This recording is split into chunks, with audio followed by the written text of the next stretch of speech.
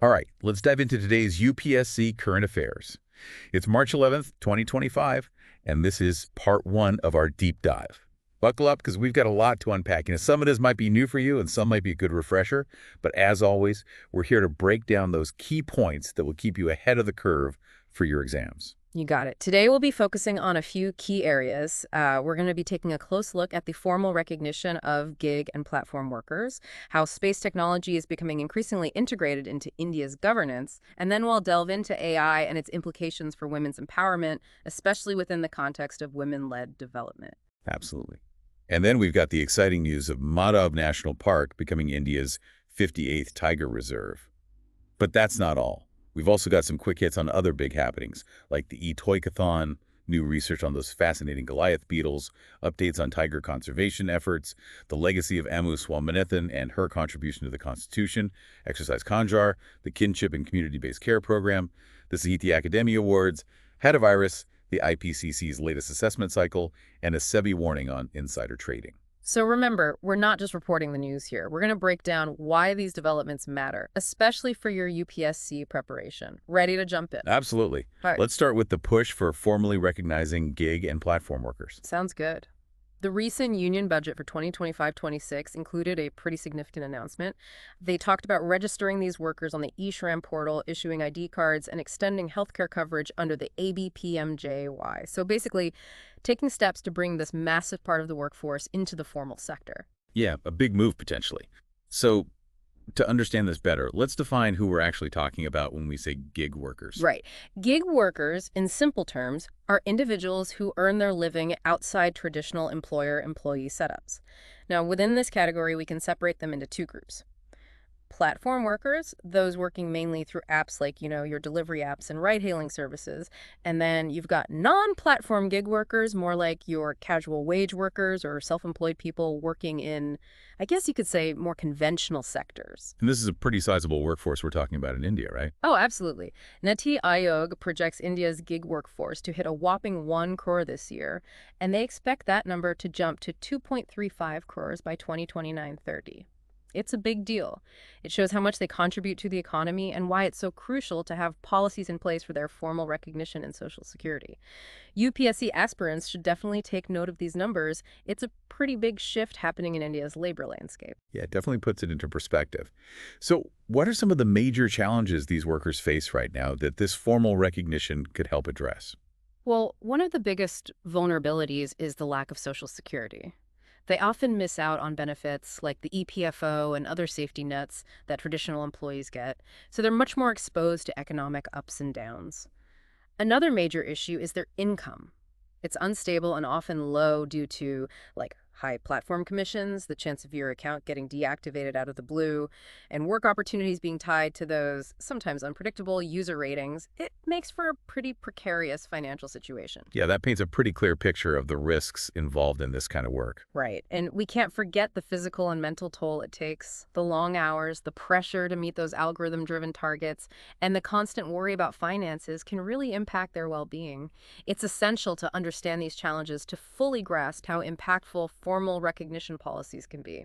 So before this budget announcement, were there any steps taken to address these issues for gig workers? Yeah, there have been some initial efforts. The Code on Social Security from 2020 does lay out a framework for Social Security schemes designed specifically for gig workers, both platform and non-platform. Then there's the e-Shram portal. They launched that to create a national database for unorganized workers, which includes those in the gig economy. Registering is key if you want to be able to provide benefits effectively. And initiatives like the All India Survey on Domestic Workers also help us understand the bigger picture of informal labor. These are all important developments for UPSC prep. They show how the government's approach to informal work is evolving. Shifting gears a bit, let's talk about space tech. I saw something about a Space Tech for Good Governance conclave. Sounds like technology that's quite literally out of this world is becoming more and more relevant to our everyday lives. Yeah, you hit the nail on the head there. This conclave really highlighted how India's space sector is transforming governance. The union minister talked about how versatile space technology is, and it's pretty amazing to see it becoming so integral to so many aspects of how India is run. UPSC aspirants, this is something you definitely want to pay attention to. Definitely. When we think space, our minds usually go straight to exploration, but the practical applications for governance are growing at an incredible rate. Can you give us some specific examples of how space technology is being used in governance right now in India? Sure. Let's start with resource management. Satellites like ResourceSat and Cartosat give us this incredibly detailed geospatial data that's used to map land, water, and mineral resources. In agriculture, this data feeds into systems like the Krishi Decision Support System. So we're talking about managing crops better and boosting productivity. And for forestry, the IRS satellites, the India Remote Sensing satellites, help us map forest cover and track forest fires, essential for managing our environment. So it's helping at the macro level with resource distribution, but also down to the micro level of assisting individual farmers. That's pretty amazing. Absolutely. And then you look at infrastructure. The PM Gati Shakti initiative utilizes spatial planning tools and ISR imagery to make sure infrastructure projects across different ministries are coordinated and integrated. We're talking big programs like Haratmala for highways and Sagarmala for ports. This integrated approach, which is really made possible by space technology, means we can plan and execute these projects more efficiently. This is all key for economic development. It's like having a bird's eye view, but from space, to help coordinate everything on the ground. Makes a lot of sense. What about the social sector? How is space tech being used there? Well, there are some pretty significant applications. ISRO has this initiative called Health Quest. The goal is to improve healthcare quality and access, especially in those harder to reach areas, using telemedicine and other space-based solutions. And then there's the e-Sat satellite. It's played a huge role in expanding teleeducation, beaming live lectures, and interactive training to geographically isolated regions. It's helping bridge the gap in access to good education. These initiatives really show how space tech is being used to promote social inclusion. That's pretty powerful stuff, using advanced tech like this for social good. Yeah. I'm guessing disaster management is another area where space technology is indispensable. Absolutely. It's vital. ISRO has this portal called the National Database for Emergency Management. It's a massive collection of GIS data that's crucial for disaster preparedness, response, and long-term mitigation. Having all this spatial information in one place means we can make more informed decisions during emergencies. Like having a real-time, location-specific overview of where the vulnerabilities are and what resources are available when disaster strikes. What about national security? How does space tech play a role there? That's a big one. Satellites like GS7 and ReSat are providing secure communication channels for defense and internal security. They're also massively boosting our border surveillance capabilities. And remember Mission Shakti back in 2019? That really underscored India's capabilities in space security and showed the world the strategic importance of our space program for national defense. And it's even being used to increase transparency and accountability in governance, right? I remember something about geotagging assets. Oh, yeah, that's a great example. Since 2016-17, we've been using space technology to geotag assets created under MGN-REGA. So we're talking about that massive rural employment program. By providing verifiable location data for those assets, we can make the whole implementation process more transparent and hold everyone accountable. It's amazing, the sheer range of applications for space tech. Now, while the benefits are clear, there's sometimes a debate about the resources we allocate to space exploration. How do these governance applications factor into that conversation? That's a really important point for UPSC aspirants to consider. When people scrutinize the investment in India's space program, including those big exploration missions, the tangible benefits we see in governance and socioeconomic progress thanks to space tech provide a pretty strong counterargument. All these applications we've been talking about, they show a real return on investment. They're directly impacting people's lives and making the government run more smoothly. Now let's turn our attention to another field that's evolving rapidly: the intersection of AI and women's empowerment, specifically in the framework of women-led development. The Prime Minister recently emphasized how AI can be a real game changer in this area. He did. He talked about how AI can open up a world of new opportunities for women and make their lives easier. This is a huge area to understand for anyone following the socioeconomic trends that are relevant to the UPSC syllabus. So let's dive into that potential. How can AI actually contribute to empowering women? There are a few key avenues here. First, AI can help with personalized skill development on a large scale. Think about platforms like Coursera. They're already using AI to personalize learning paths in areas like coding and data analytics. This can be a game changer for women who are trying to enter the workforce or move up the ladder. And this personalized approach makes education and upskilling more effective and accessible. I see your point. A tailored learning experience can be way more impactful than a one-size-fits-all approach. What about in the realm of economic empowerment? What can AI do there? AI has the potential to be a real driving force in economic empowerment, but it's got to be developed and used responsibly. It can help us find and connect with a wider range of talent, which broadens the pool. It can minimize bias in hiring by focusing on objective skills and qualifications instead of subjective opinions. AI-powered tools can also promote more inclusive communication in the workplace, and they can improve collaboration within teams. It sounds like AI could really help level the playing field, economically speaking. How about women's health and safety? What role can AI play there? This is another area where AI offers a lot of promise. For healthcare, AI-powered tools like, for example, the symptom checker from Babylon Health can help with early detection of diseases like certain cancers. This can make a huge difference in getting timely medical intervention, especially for women in underserved areas. And when it comes to safety and security, you have apps like SafeTipIn. They use AI to analyze and map urban routes based on safety data. This helps women identify safer routes and minimizes the risk of harassment and violence. Those are some great examples of how AI can be used for good. But we all know that the development and use of AI also come with some challenges, especially when we consider how it impacts women. That's a very important point. We need to be mindful of the potential downsides. The gender gap within the AI field itself is a big one. Globally, women hold only about 30% of AI jobs. This lack of representation can lead to another problem: bias in the design and training of AI systems. With less than a third of tech jobs held by women, there's a real danger that AI might not adequately address existing gender biases or, even worse, perpetuate them. That's crucial to think about. We need diverse voices involved in creating these powerful technologies. Exactly. Then there's also what we might call a perception gap. Studies have shown that fewer women than men believe AI will have a significant impact on their jobs or opportunities. This could be because of a lack of awareness or maybe a misunderstanding of just how pervasive AI's potential really is. And lastly, AI systems rely heavily on data, and this raises privacy concerns, especially when it comes to sensitive information like health data. We've already seen instances of data leaks from those women's health apps, so that's something we need to be very cautious about. Important points to consider as AI becomes more and more integrated into our lives and the economy.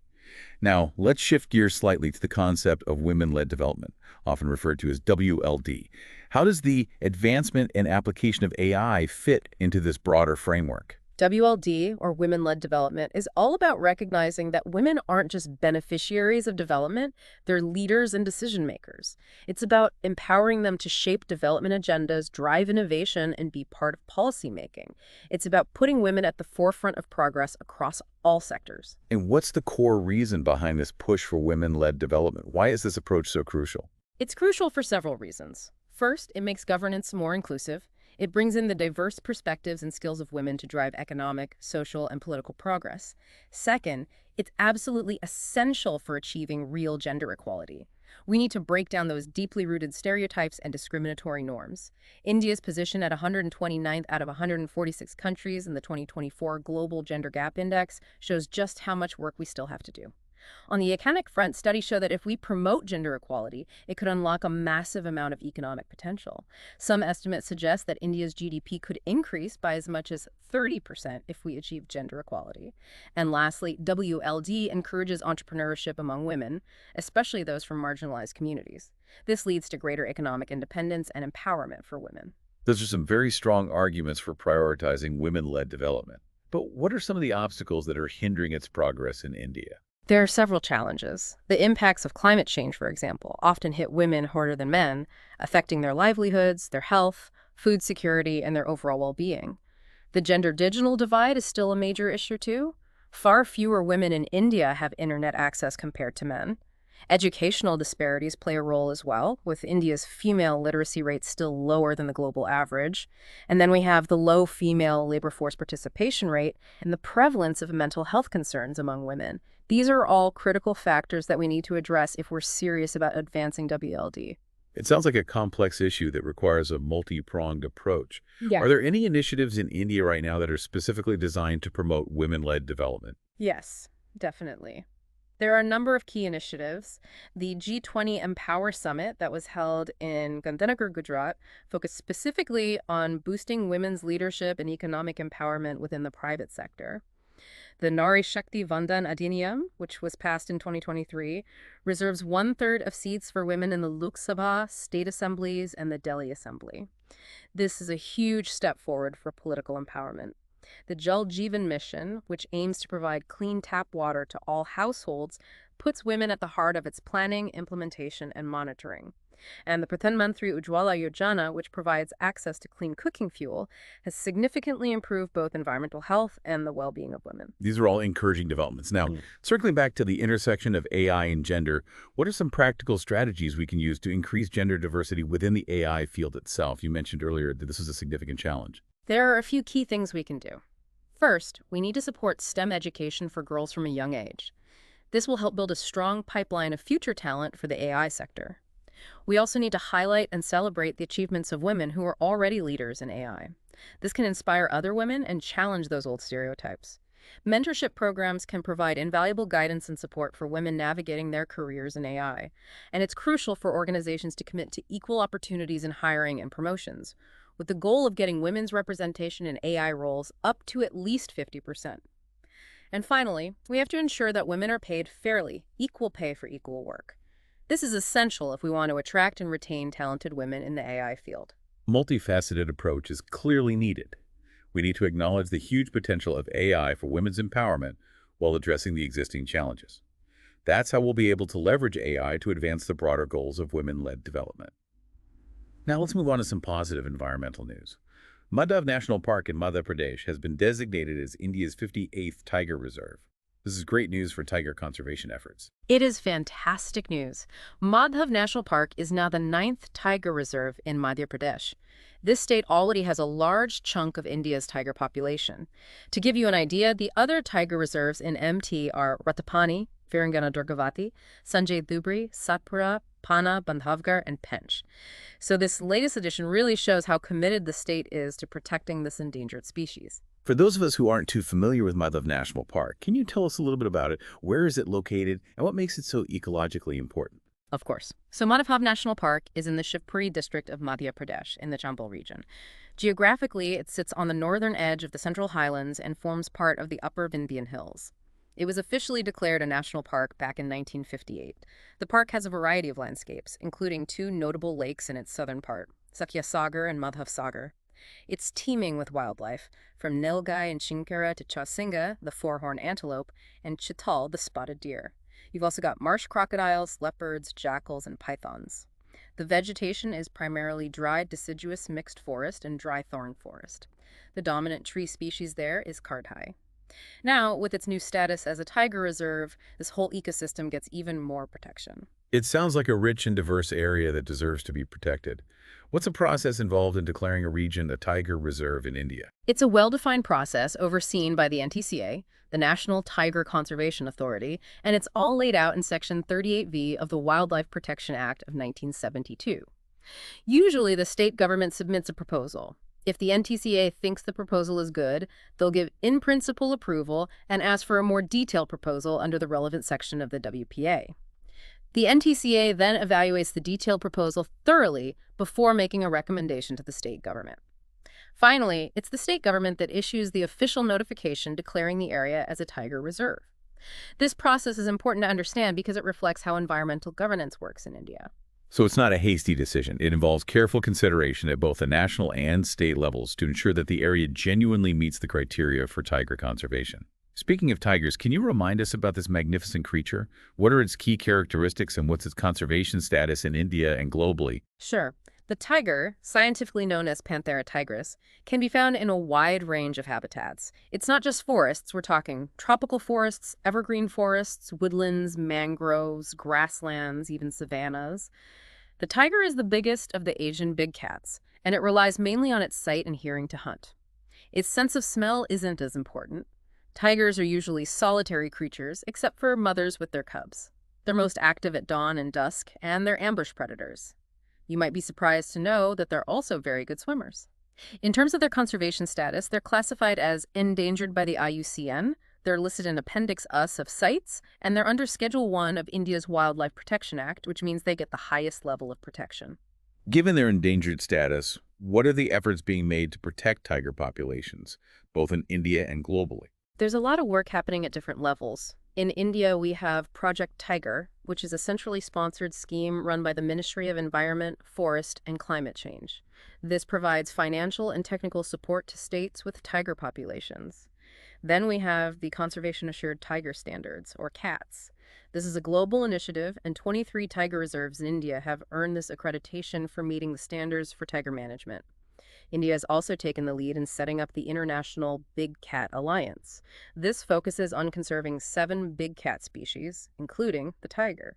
Globally, the World Bank launched the Global Tiger Recovery Program back in 2010.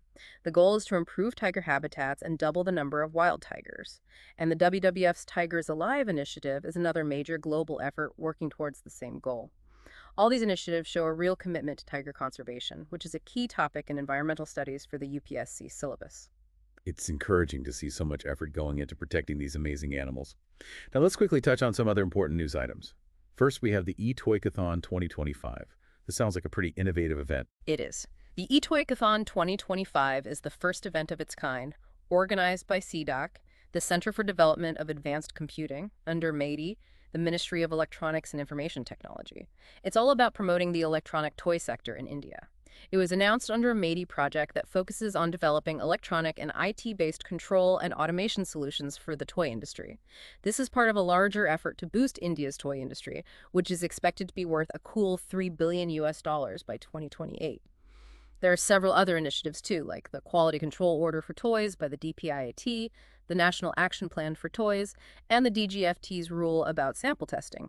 These are all designed to improve the quality of Indian toys and make them more competitive globally.